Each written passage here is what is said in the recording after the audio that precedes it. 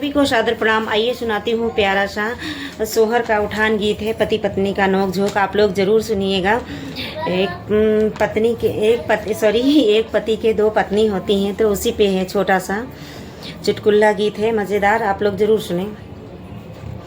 सखिया एक राजा के दुई रनिया तो एक रानी, गोर दूसर रानी सांवर हो।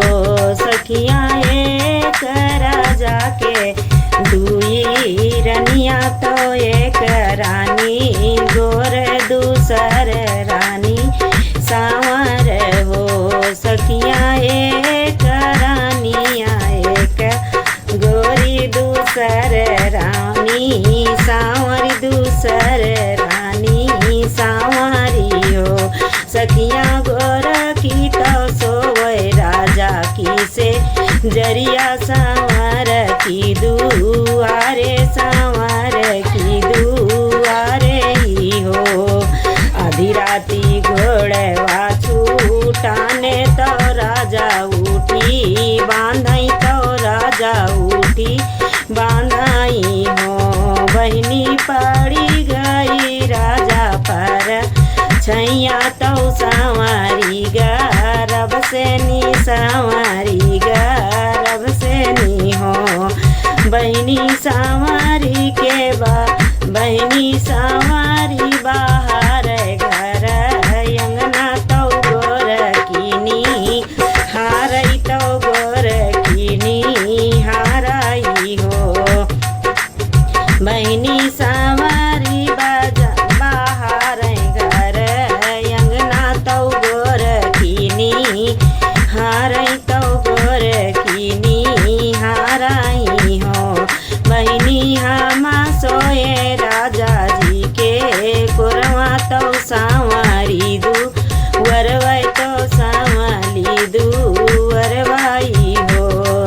संवरी कावन छाया लाचित लायु, तो गर भजा नायु, तो गर भजा नायु हो। तू तो संवरी गोरकी तू तो सोयू राजा जी के कोरवा, तो हम ही दुअरवा, तो हम ही दुअरवाई हो।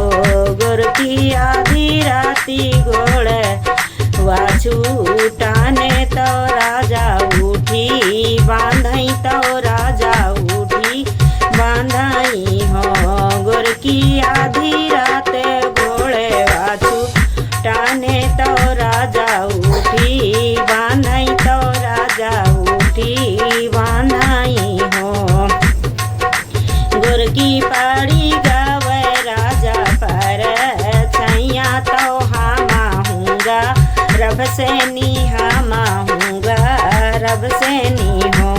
इतनी बचन सुने गोरकी, तो मनवा दुखित भाए मनवा दुखित भाए हो।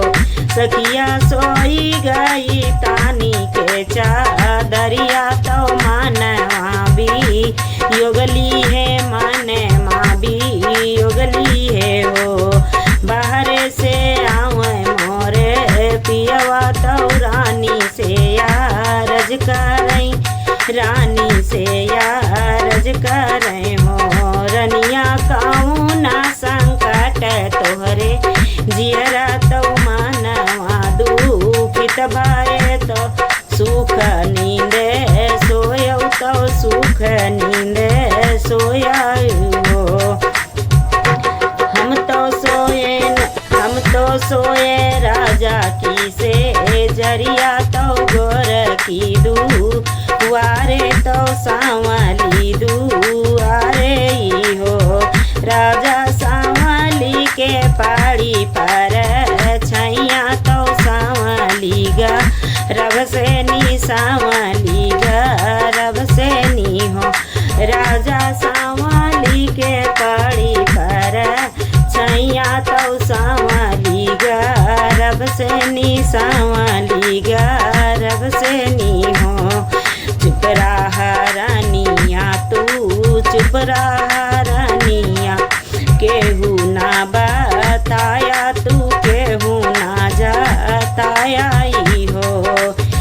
रानी संवारी के हुई है जब लालनवा आंगनवा घर सोहर आंगनवा मोरे सोहर हो। रानी ठुमो की ललना चली है ती नाहू जाने देखबती नाहू जाने देखब हो। ये रानी ठुमो की लालन चली है ती नाहू जाने देखबती नाहू जाने देखब हो। तो कैसा लगा आप लोग कमेंट में जरूर बताइएगा।